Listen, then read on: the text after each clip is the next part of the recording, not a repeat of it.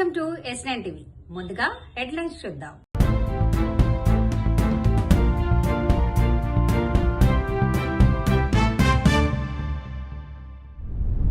ఐదేళ్లు నెత్తురు పారించి ఇప్పుడు జగన్ నీతులా? హైదరాబాద్లో pink gulab the heritage edit. 13,000 రూపాయల లంచం ఏసీబీకి చెక్కిన పంచాయతీ కార్యదర్శి. ఏపీపీఎస్సీ డిఎస్సీ తేడా తెలియదా?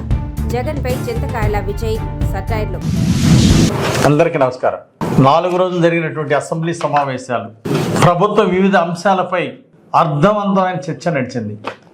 25 గంటల 15 నిమిషాల పాటు అసెంబ్లీ నడిచింది. 4 రోజులు 103 మంది సభ్యులు మాట్లాడారు.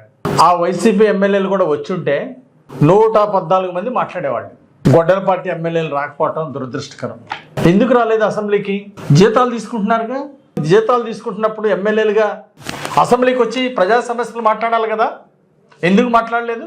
ప్రజా సమస్యలను గాలికి వదిలేశారు వైసీపీ ఎమ్మెల్యేలు. ఈరోజు శాసనమండలిలో వాయిదా వేయించారు. ముఖ్యమైన అంశాలన్నింటి మీద గోలగోలు చేసి చర్చ జరగకుండా చేశారు. కారణం ఏంటి? మీ బండారం బయటపడుతుందని ఏ ఒక్క అంశం మీద చర్చ జరగకుండా శాసనమండలిలో వాయిదా వేయించారు.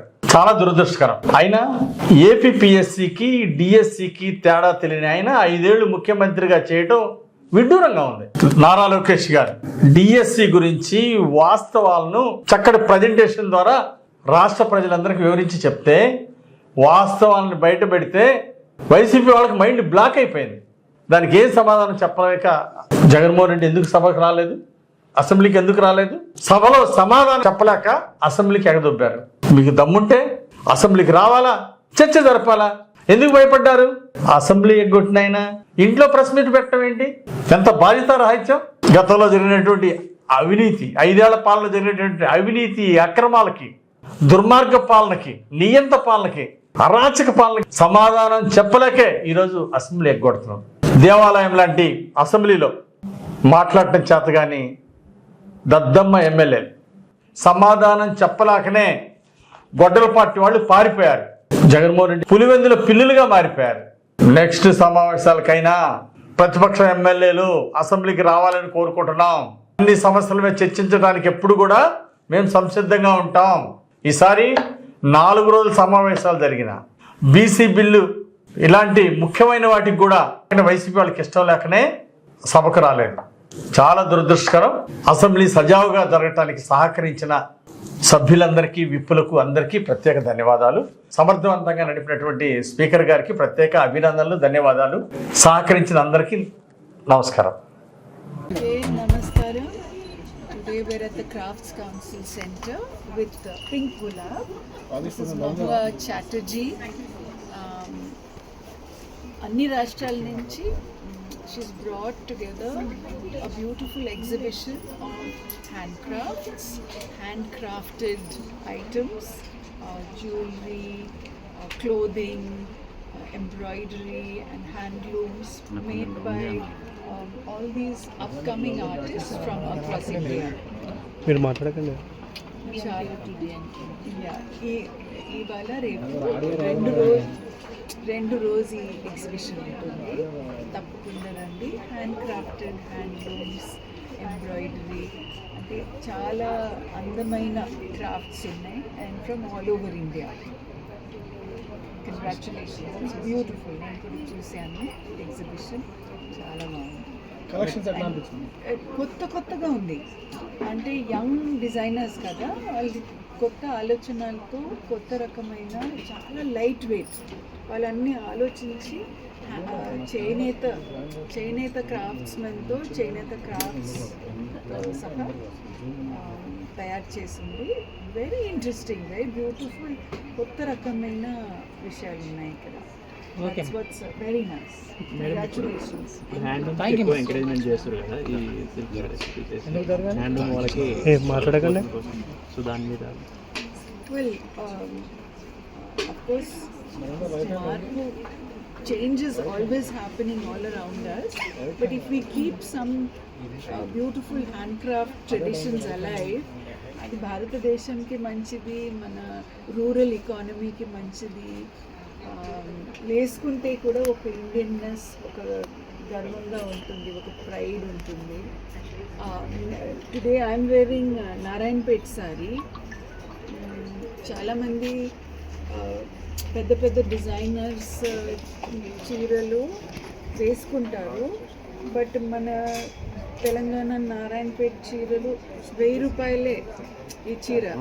ఇది కట్టుకుంటే ఎంత అందమైన ఒక లుక్ వస్తుంది అండ్ ఒక ఫ్యామిలీ కూడా బ్రతుకుతారు.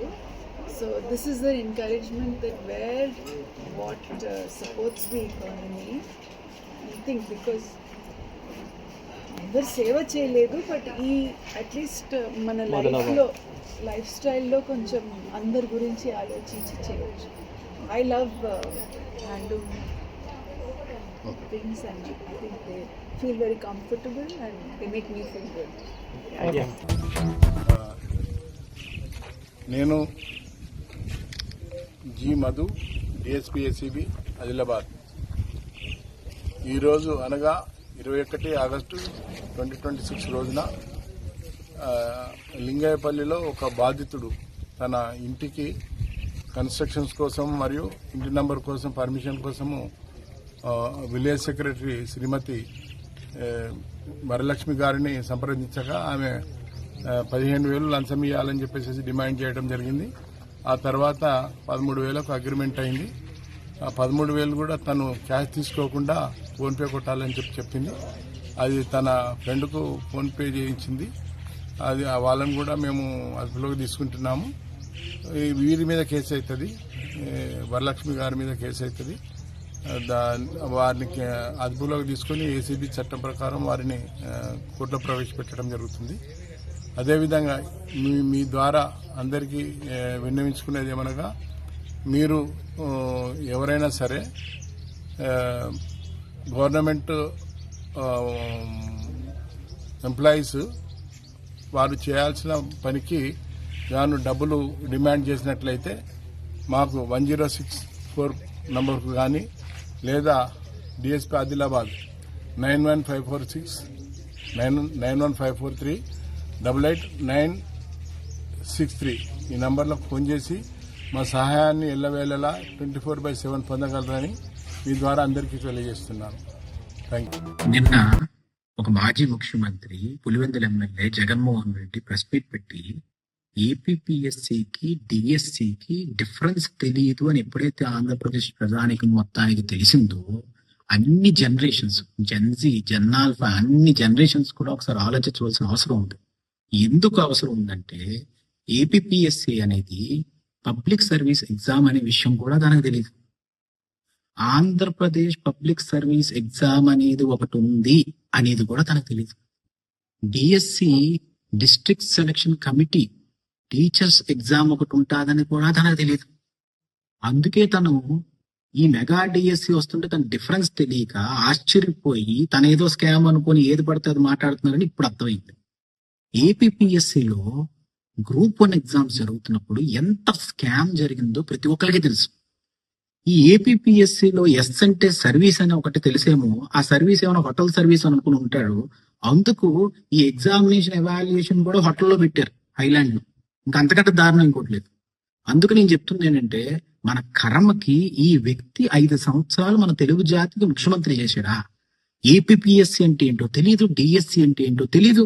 దానికి తరబడి అది 2 ఒకటని చెప్పడం, సర్వీస్ అంటే ఏంటో తెలీదు. నేను ఒకటి చెప్పదలుచుకున్నాను ఆయనకి.